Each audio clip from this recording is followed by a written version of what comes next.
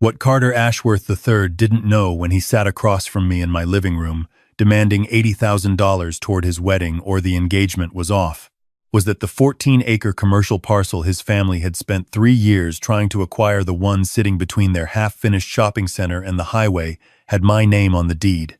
Every single acre of it. He thought he was looking at a retired handyman, a man whose calloused hands and faded flannel shirt told the whole story of his life. He thought he was talking to someone who would scramble to find that money, maybe drain a retirement account, maybe sell something, just to keep his daughter happy. What he got instead was a lesson that took 3 months to deliver and about 45 minutes to finish.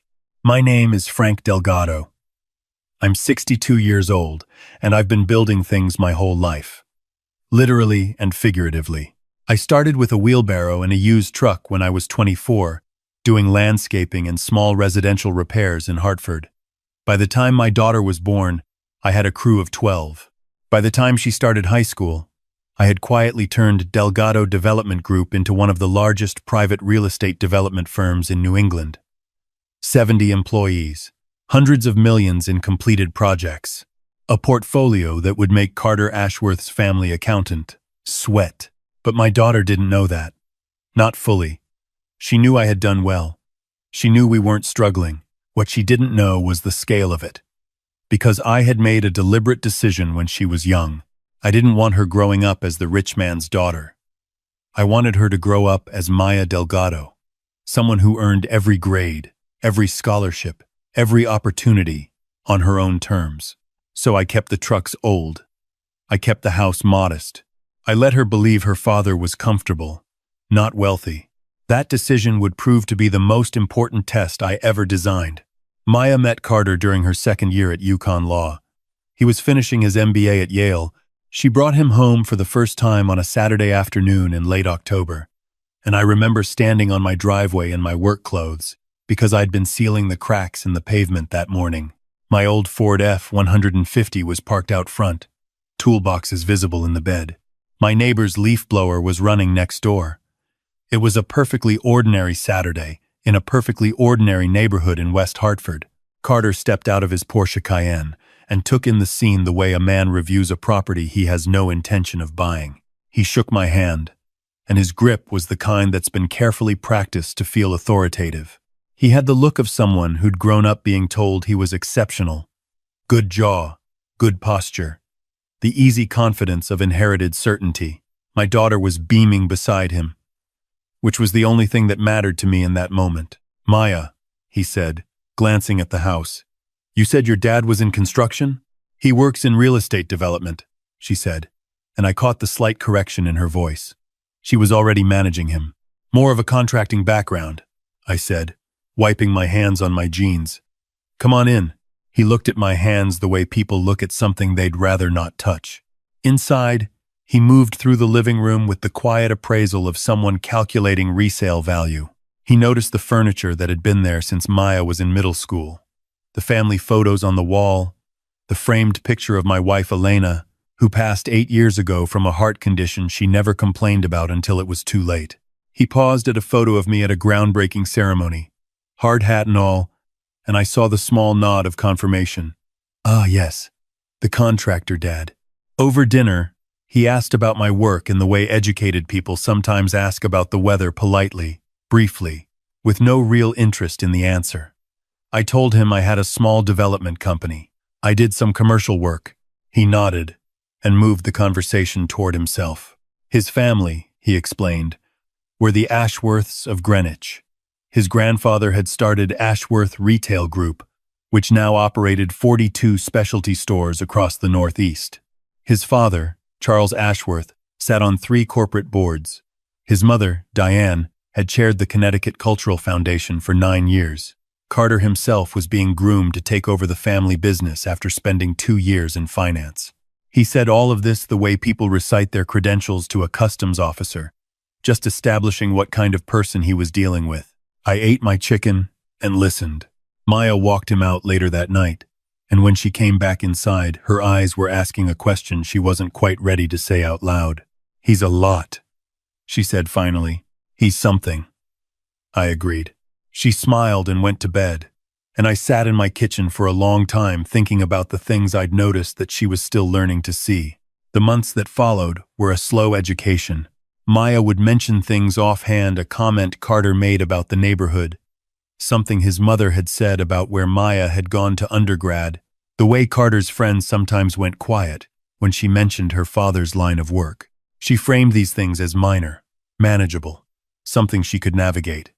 I listened without offering opinions she hadn't asked for. Then came the Tuesday night in February when she called and said she needed me to come over. Her voice was tight in the way it gets when she's working very hard to sound calm. I drove to her apartment in Hartford, and when I got there, Carter was already pacing. Maya was sitting on the couch with her hands folded in her lap, which is something she does when she's decided to let someone else speak first. Carter thanked me for coming, which I noticed he said without looking at me directly. He had his blazer on at 9 in the evening, which told me this was a prepared conversation. "We've been looking at venues," he said. "Maya and I have a vision for this wedding that reflects both our families." His hands moved as he talked, the way people gesture when they want you to feel like they're being generous. "We found the perfect place. The Whitmore Estate in Litchfield. Outdoor ceremony, full reception, exactly what we both want." He looked at Maya. She gave a small nod that I recognized as being supportive rather than enthusiastic. "It's beautiful," she said quietly. I asked what it cost. Carter cleared his throat. "For the guest list we're planning, 300 people. The full package runs approximately $240,000. He said it without blinking, the way people announce large numbers when they've already decided the number is reasonable. "My family will be covering 160. We're asking your contribution to be 80,000. He said your contribution the way someone says it when they've decided the number is already agreed upon and this meeting is just the formality. Maya was looking at the coffee table. "That's quite a number," I said.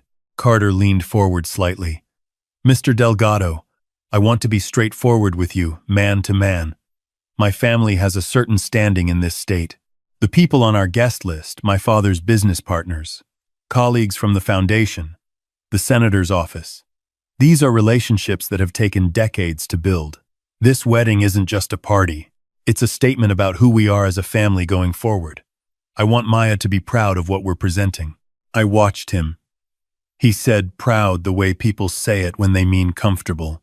What he didn't say, but what sat in the room like furniture, was the rest of the sentence. He wanted the wedding to present the Ashworth family well. Our family was a complication in that presentation. $80,000 was the fee to not make it awkward. "If I couldn't come up with it," he said, his tone shifting to something he probably thought sounded kind. He completely understood that not every family was in a position to manage that kind of contribution. In that case, they might need to reconsider the scale of the event, or the timeline, or, he didn't say but clearly meant, the whole arrangement. Maya looked up at me with an expression I recognized from when she was 7 years old and had broken something by accident. She wasn't asking me to say yes. She was asking me not to be hurt by him. That expression made my decision very simple.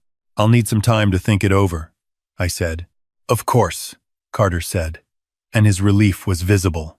He'd expected resistance. My reasonableness surprised him. I'd give him an answer by the end of the week.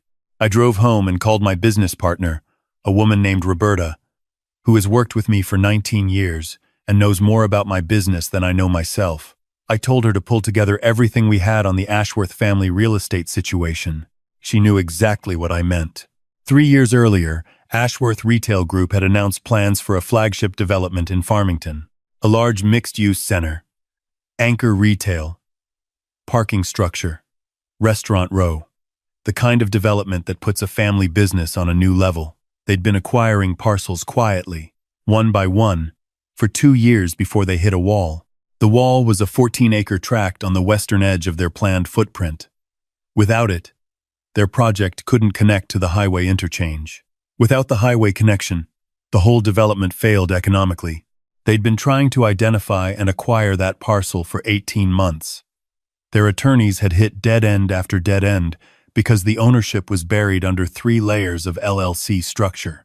Delgado Development Group had purchased that land in 2019 for a different project that we subsequently paused. I hadn't thought about the Ashworths in connection with it, because at the time, Carter and Maya weren't even dating.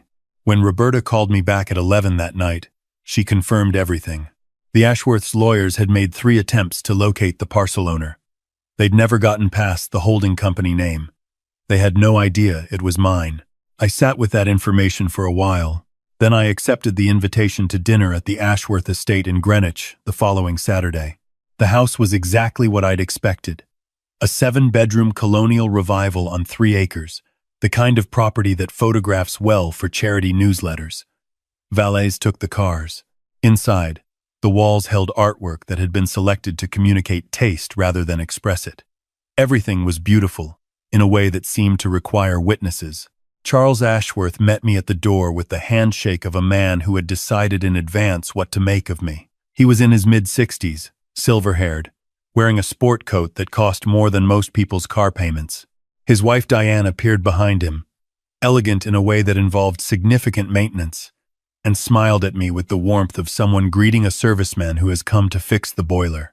They had a group of their friends there, 8 or 9 people, all about their age, all wearing the easy comfort of people who have never needed to wonder if they belonged somewhere.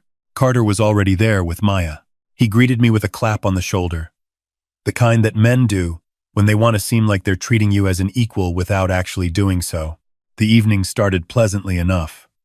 Cocktails in the sunroom, the kind of conversation that moves through weather, travel, and local events, without ever landing anywhere real. I was asked about my work twice, briefly, and both times the conversation moved on quickly when I confirmed I was in development and contracting. At one point, one of Charles's friends, a man named George, who kept his chin slightly elevated when he talked, asked me what part of Hartford I was from. When I said West Hartford, he nodded slowly, like he was processing something that didn't quite fit. "Carter's built himself something real there, hasn't he?" George said to Charles, meaning Carter's fiancé. Charles smiled the way parents smile when a child does something unexpectedly adequate. Maya was across the room. She didn't hear it. I did. At dinner, the conversation turned to the wedding.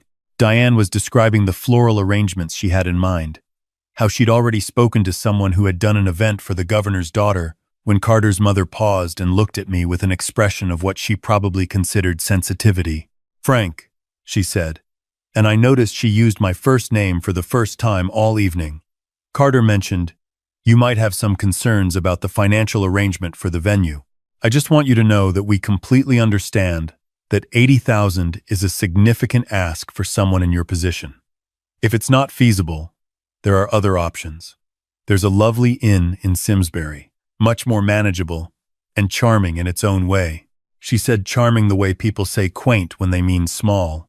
"His position," George repeated under his breath, and a couple of people at the table made small sounds that weren't quite laughter but weren't not laughter either. Maya went very still. Carter reached over and touched her hand in a way that looked supportive but was actually quieting. "I understand there are families for whom this kind of event requires some stretching," he said, addressing the table rather than me. "And I respect that completely. What matters is that we find something that represents everyone with dignity. Represents everyone with dignity." I held that phrase in my mind for a moment, like I was turning a stone over in my hand. George's wife leaned toward Diane and said something that I only partially caught, but that included the words, "working class," and "bless his heart." Bless his heart. In Hartford, I set down my fork and reached for my water glass, and over the rim of it I watched my daughter. She was sitting with the careful posture of someone who has decided to endure something for a reason she can't fully explain anymore. There was a tightness around her eyes that I recognized as the look of a person who has been slowly talked out of their own judgment. That look was what settled it. "Carter," I said, and something in my voice made the table go a little quiet. "You mentioned your family has been looking to develop in Farmington, that mixed-use project off Route 6. He blinked. "Yes. We've had that in planning for a while." "Why?" "Just curious about the timeline." Charles stepped in. "It's been a process," he said, with controlled frustration. "We've been held up on a land acquisition, some LLC that nobody can seem to track down." He shook his head as if describing a minor bureaucratic nuisance. "What's the parcel?" I asked. The address he gave was the one I already knew. I picked up my phone under the table and sent Roberta a message I had already drafted 2 days earlier. 3 words. Bring the file. 22 minutes later, there was a quiet knock at the front door, and the Ashworth's housekeeper came to tell Charles there was a woman asking for Frank Delgado. Everyone at the table looked at me. "I'll be right back," I said. Roberta was in the foyer with a leather portfolio.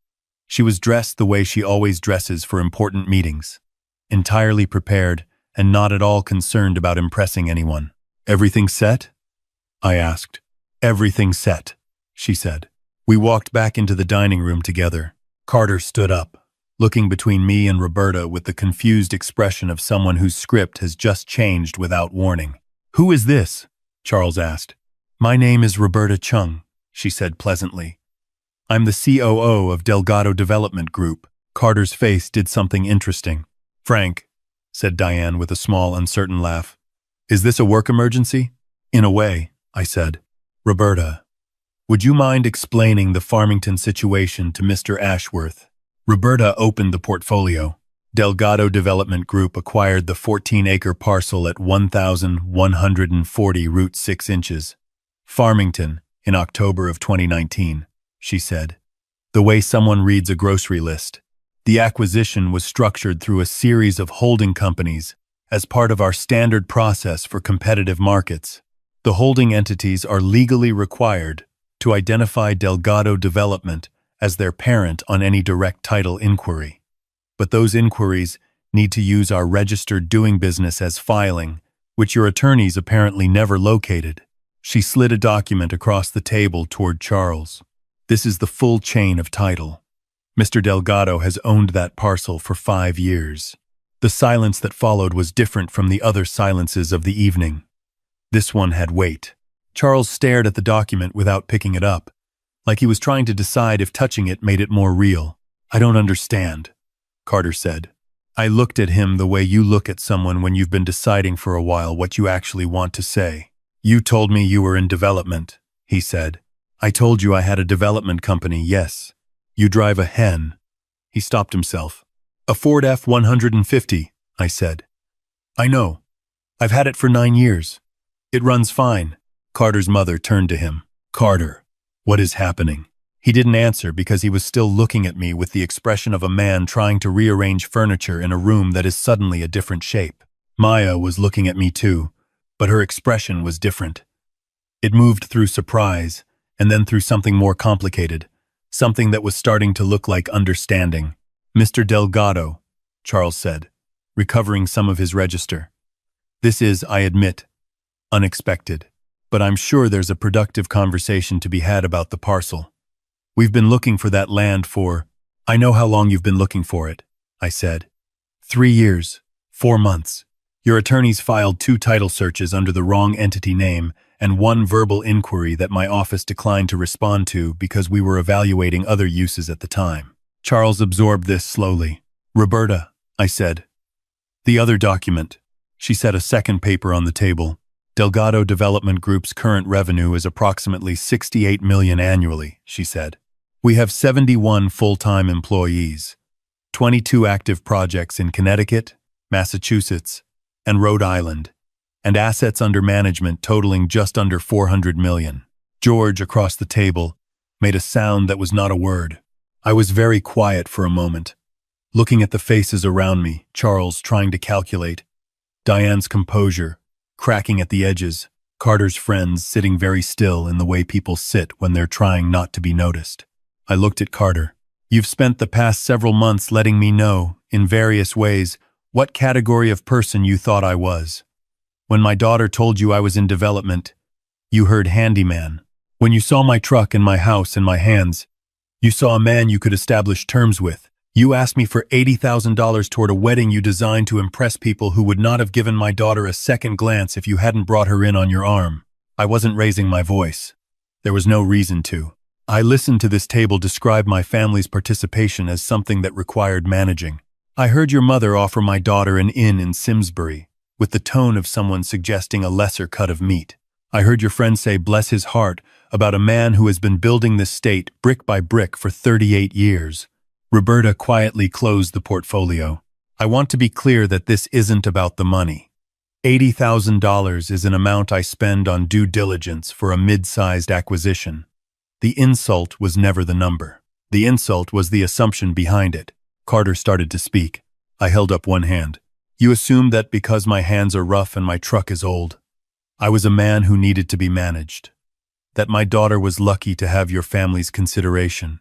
That the appropriate response to being looked down on was gratitude for the opportunity to pay for the privilege. Carter looked at Maya. Maya, he said.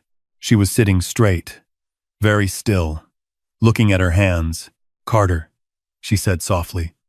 When did you start deciding what I needed to be grateful for? He opened his mouth. She kept going. I've been watching you apologize for me to your friends for 8 months. Every introduction, every dinner, there's always this half-second where you're managing what people think of where I come from. Like, I'm a project you're refining. She took a breath. I don't need to be refined. Diane spoke up. Her voice pitched carefully. Maya, I hope you know, we have always welcomed you. With an inn in Simsbury, Maya said. No, thank you. She stood up, and something about the way she did it reminded me so much of her mother that I had to look at the table for a second. She took off her engagement ring, a family piece from Carter's grandmother, I knew, which made the gesture extremely clear, and set it on the white tablecloth next to Carter's dinner plate. Her voice was calm. I love you, she said, but I don't love who I become when I'm around your family. And I've spent the last year trying to talk myself into the idea that it was just me. She walked around the table to where I was sitting and put her hand on my shoulder. Ready to go, Dad? I stood. Roberta, I said, please file the response to Ashworth Retail's pending land inquiry first thing Monday. Tell their legal team that Delgado Development will be proceeding with our own development on that parcel. Roberta nodded and left. Charles stood up. Frank, I think we've had a significant misunderstanding here, and there's no misunderstanding, I said. You showed me exactly what your family values when you think you have the leverage. I just showed you what I value when I know I have the facts. I shook his hand, because I am still my father's son, and my father taught me that you always shake hands, even when you're done with someone. Then Maya and I walked out through the sunroom, past the carefully selected artwork, past the valets, and I drove her home in my old Ford F-150, which has 190,000 miles on it, and has never once let me down. We didn't say much on the drive. About halfway home, she asked me to tell her everything about Delgado Development, from the beginning, so I did. I told her about the first wheelbarrow, about the crew of 12, about the years I worked 18-hour days while she was in school, and never mentioned it because I wanted her to believe that life required effort, not inheritance. I told her about the Farmington land, and when I'd bought it, and why. I told her about the LLC structure, and why wealthy people sometimes mistake complexity for concealment. She listened the whole way.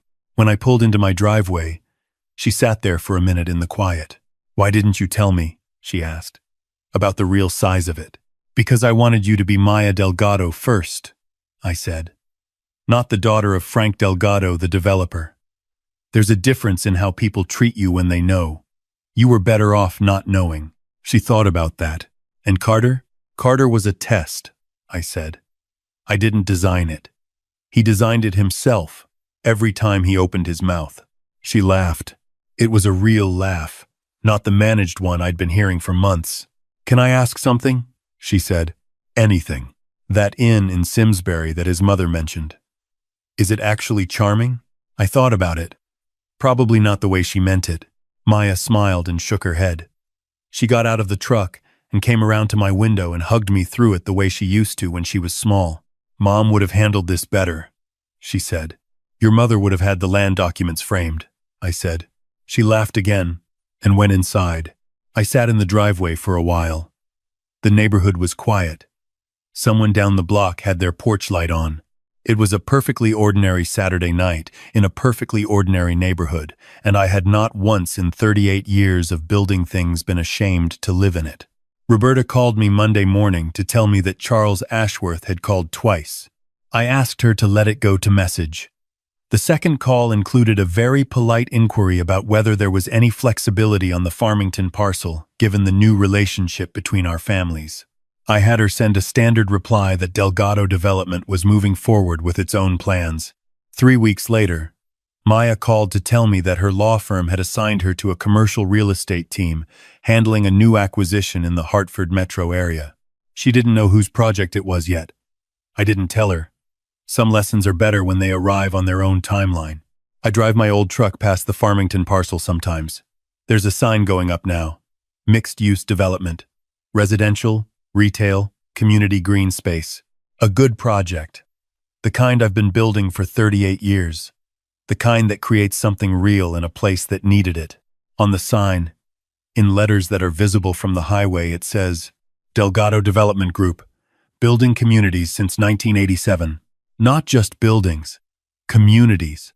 There is a difference, and I have spent my whole life living that difference, whether or not anyone around me could see it. What Carter Ashworth learned, though I was not there to confirm it, is that the most dangerous man in any room is not the one making the most noise. He is the one sitting quietly at the far end of the table, eating his dinner, listening to everything, and waiting until the moment is exactly right. If you've ever been underestimated because of what you drive, or where you live, or what your hands look like at the end of a workday, I'd like to hear about it. Because every single person who has ever looked past someone like me eventually figured out what I already knew. The view from the top looks exactly the same, whether you inherited it or built it yourself. The difference is that I know every nail and every seam of what I'm standing on, and I built it to last.